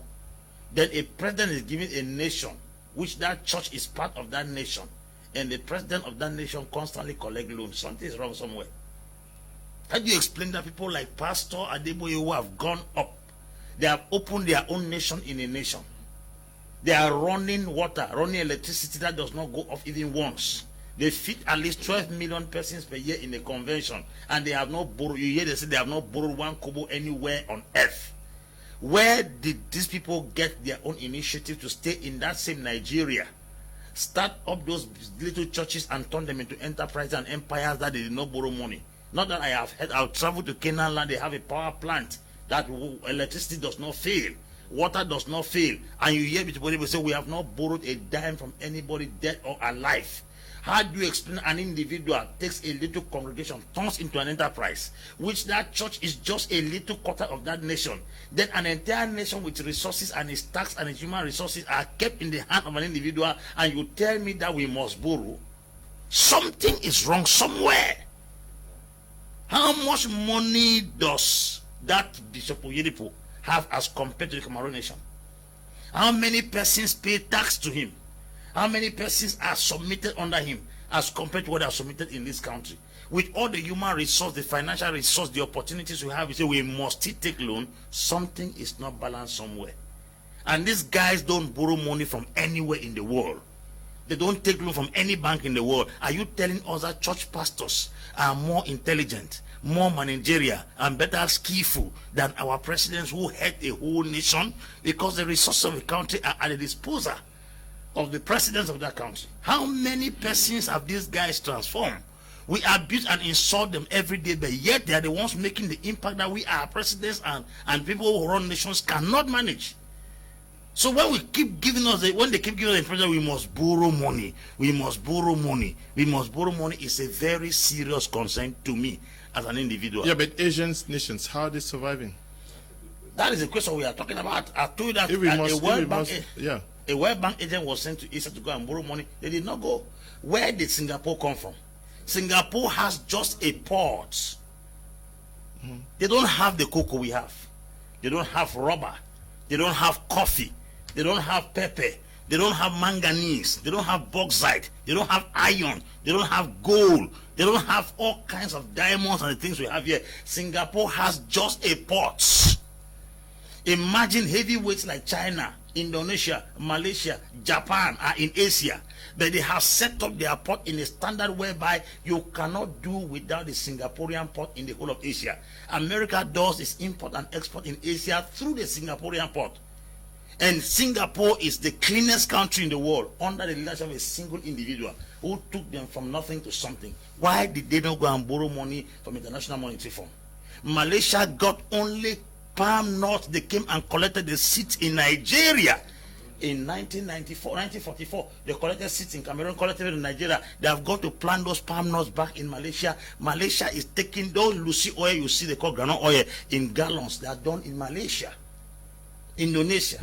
What kind of business are those guys doing? Then you come to Cameroon here, you go to the foot of Mount Cameroon, you have the alluvial fans. There rubber grows, cocoa grows, coffee grows, pepper grew. You go to the north of Cameroon, you have roots like beetroots, you have onion, you have garlic, you have cactus.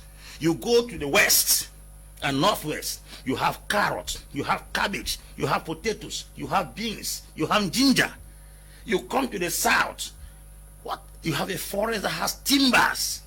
There is no climatic condition in the world that is not in Cameroon. That gives us 10 steps ahead of Singapore, Indonesia, Malaysia, and even America.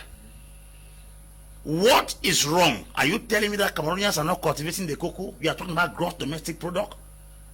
Cameroonians are not cultivating the plantain. They are not cultivating the pepper, or the coffee, or the cabbage, or the potatoes, or the garlic, or the onion, or the ginger, or what?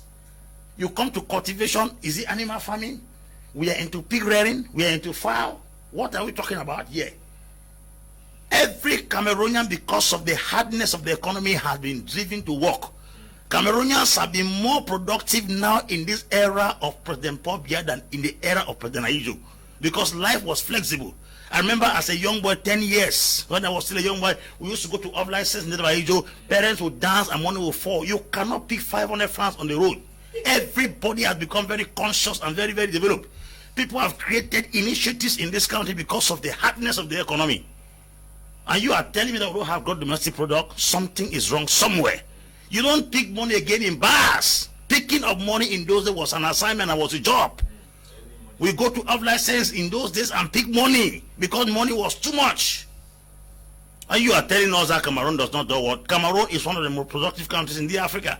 We sell almost everything. That's the truth. Okay. Augustine from Limbe, I really enjoyed the program. You people in the studio should continue with this very spirit, whether Cameroon government can learn something from you. People, congratulations to you all. Thank you from Limbe. Good greetings, Mr. Liu and the panelists. The program is interesting. Please, for the state of Cameroon to loan all the resources of IMF isn't the deal. The problem is on the conditions attached. Mr. Liu, no state in the world has ever succeeded from the IMF program. The IMF loans money to states and gives them unrealistic conditions like reduction of salaries, stop subsidizing farmers of privatized important state-owned corporation. The consequences are only noticed in the future. During my PhD research on the IMF loan program and conditionality for 4 years now and counting, I have seen no country in Africa that may succeed from the Western scam. Mr. Tambe Hans is writing from Yaoundé. Good evening to you. my brother. Good evening, Mr. Liu. I'm very sorry to say this. As far as we are keeping these old people, our economy will remain in their stomachs. May God help us in Africa. Stephen is writing from Bonaberry. Good evening, Mr. Liu and the wonderful panelists. Cameroon is extremely rich, both in natural and human resources. Leaders just don't want us to develop, irrespective of the fact that they have stolen all the money. I don't see any reason why we should borrow.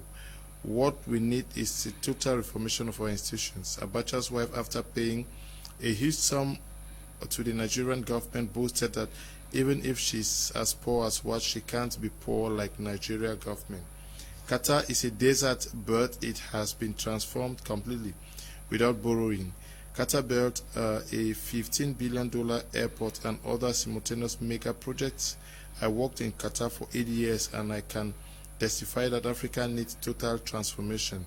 If God can wipe all these persons in the name of politicians in Africa and set up a new and modern institution, Africa will change. Engineer Prince Ndikum is writing from Sweden. Good evening, Mr. Liu and your panelists, especially Apostle Ambe Valentine. I'm watching from Cape Town. My name is Edwin. Good evening to you, Edwin. Good evening, Mr. Liu. Thank you for this humorous effort towards informing us. Just to make a point clear here that IMF is a clip. Stop calling, please. Dormant, providing the West with the fastest means to extort money from Africans. Mr. Liu, how do you reconcile the privatization of Cameco after an immediate loan? I think the problem is not that we don't have money, but we have a devilish mind using our finances. The conditions given by IMF are never in our favor. Good governance can help us. Dixon Tani from the University of Yaoundé 2. Good evening to you, Dixon. Good evening, Mr. Liu. Loans to a greater extent has not helped Africa because we have a problem of financial management. Any loan that cannot repay itself is a problem. Any loan which is not acquired for a project with monetary returns is a problem. It's just like taking a loan to organize a party. Herman is writing from Douala. Mr. Ghana, is the issue not also because we don't know how to manage the loans? Because you say that we must borrow, but if we borrow, must we service loans? Why don't we also develop other areas in our economies that can fetch us some money, so that whatever loan comes in is used judiciously to upgrade our economy? Thank you. This is what needed to be done, Mr. Leo. But now, the situation we are in, for a lot of years, we have mismanaged this economy. So the only way, to survive, first of all, we need to make sure we service those loans, to make sure that we have a certain credit rating. Because let's also understand that any country have its credit rating. There is a lot of company that can credit you if you are credible or not. So now, services those loans is a must. But at the end of the day, what is needed for the development is to make sure that we invest this money on people. As I was saying, we have to start from the bottom to the top, Mr. Leo. That is the only economy can pull us out of debt, because we need to get out of debt first. As I was saying earlier, financial education is one of the complicated things on earth. If you don't know how to manage finances, either you are a human being or you are a company or a country or an organization, you will always borrow.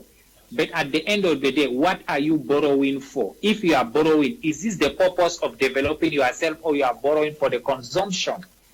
But we have to make sure that we service those loans now. But by services those loans, we need to go back to rebuild the system, and the system who can make sure that we lift the poor people out of poverty, that they can work and pay a lot of taxes. Yeah, when you talk of export more, Mr. Ghana, you talk of servicing loans. You talk of servicing loans. Yeah. We understand that 180 billion was sent to Cameroon to fight COVID-19, And this 375 billion francs given to Cameroon has specific purposes. How do you use that to service loans when we know that they are actually given to do certain things with given conditions? That's what I'm saying. We are not going into deep investigation for the government to know how they use the money. I'm telling you the strategies, how the finance work. I'm telling you as an expert of finance. Mismanagement is different things, Mr. Leo. Services loan is different things. Development is different. There is 3 different things we are talking about here. But the purpose of IMF, they are giving you loan because they want you to pay back with interest. Am I right or wrong? Yeah. So when they want to get paid back with interest, we have to service the loan and make sure we pay it back. But we are not going to talk in mismanagement. This is our problem. We Africans, we cannot blame IMF. Am I right?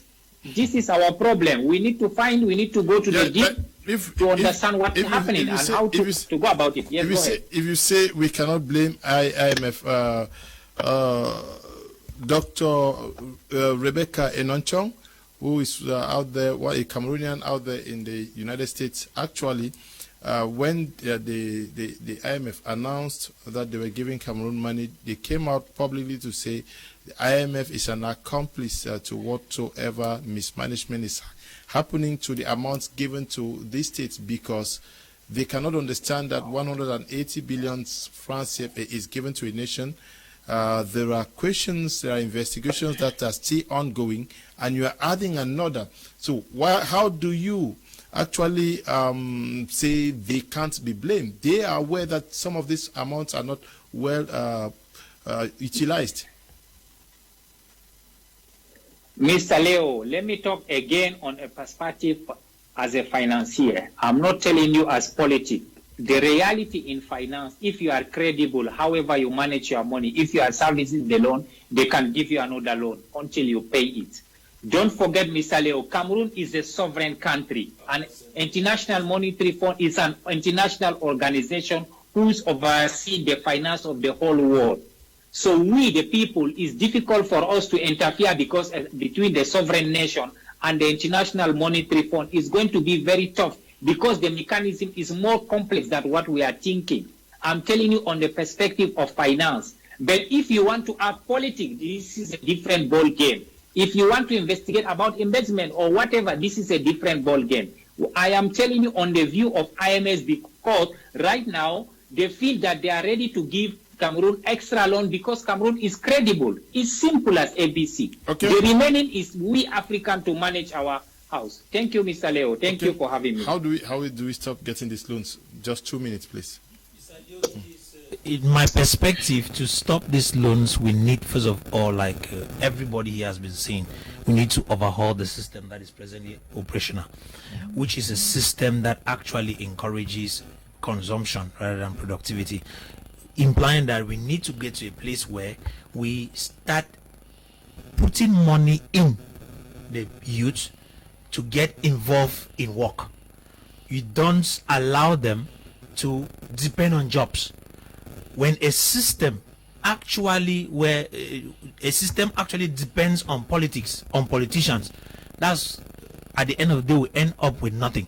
But if we become a system which depends on the people, where the private sector is is encouraged, empowered financially, you discover that we will turn the whole thing, will become a productive society. So I think if African governments need to grow, they need to follow the system which at present Senegal is using. They used to follow what Magafuli actually planted, what Gaddafi actually planted. He was Mr. Ghana was saying something about the Chinese system. It is the same system that Gaddafi used in Libya before they killed him. He encouraged development from the grassroots. Okay. And as a result of that, empowered youth from down there, and they develop up. Yes, how do we stop these loans? It's to me, I think that it is more of a political issue than just being a finance issue. So if we are only looking at it as a financial aspect, I think that will not be able to really get the absolutely point of it. When you talk about financing, what are you financing? There must be something you are financing. Even in our local banks, Njangi houses and small credit unions, when you go to borrow money, there must be a plan in place, and they give you the money subsequently as the project is going on. So when you take a money and give somebody where there's no plan and there's no execution, it makes you an accomplice. We should not argue about that one. Number two, the loans are there politically to tie strings attached to our government on giving them one thing and taking many other things. A good example would be Sudan. A loan, when the council removed Sudan's name under the list of countries that sponsor terrorism, Sudan, one of the conditions was that Sudan should offer their president as a free gift to ICC, which they did. And another one was also that they should enter into some kind of policy with the International Criminal Court of Justice. So, and then at the same time again, with the loans they gave them, when they had counseled all the loans that Sudan was ever owing with strings attached. And these are the things that we are saying that we saw also in Cameroon. When you give these loans, you give with conditions. You give this loan, you give with conditions. And these conditions are the one that enslaves that nation never to rise out of loans. Okay. So this is very important that Mr. Liu, just a second, please. No, we are out of time. We have 5 minutes behind time now. You gave me 2 minutes. I just used 1 minute. Okay, 30 seconds. Thank you very much. So this is just to say that the loans, the intentions of the loan is to tie strings attached to our governments. And this is what we don't want, because we saw with the contract here that the breach that was done for 120 billion CFA that France gave to China for 80 billion, and then China gave it now back to Cameroon for something less. These are the strings attached which affects the contracts, our natural resources that are being controlled by someone else because of the loans which they have given us, and then the contracts, certain national contracts in the level of our government where we cannot execute them, they must be the one to execute them. So these are the strings attached that the loans are not helping us. Okay. Good evening, Mr. Liu. Gerard from Abu Dhabi, United Arab Emirates. Africa is rich, but their leaders are enemies to development. Roland, writing from Illinois, says, Mr. Liu, you are doing a good job. Salute Apostle Lambe for me. I love the way he gives his points. It's true that it is so difficult to pick money nowadays. It's Engineer Roland from Muya. Okay. Good evening, Mr. Liu, and all your panelists. I'm so impressed the way your program is educating us. I think it's high time we all give this country for loan and divide the money to all Cameroonians. If not, those in power will soon take us and give for loan. Eric Cantona, writing from Fiango in Kumba. Pastor, you too much. I wish to people in power listens to you. We are just throwing water on the deck's back. Okay. Good evening, Mr. Liu, and to all the crew. I'm Felicia, writing from Yaoundé. I really love your program, and I want to say more grace to Apostle and B. Okay. Good evening, Mr. Liu. The problem Cameroon is suffering is because of French and English. If Cameroon was headed by English Cameroon, okay. I'm Nelson, writing from Limbe. The government needs to this loan to continue the war. Okay. Okay. We have to end here. We want to say thank you to all of you, Apostle Lambe Valentine Goa. Thank you to you too, Professor Mark Anthony, and also to you, Andrew Atemibako. Not forgetting you out there in Uganda. Mr. Ghana, we are glad to have had you in this edition of the program. We want to thank the production team. Stay blessed. Bye-bye. Thank you so much, Mr. Leo.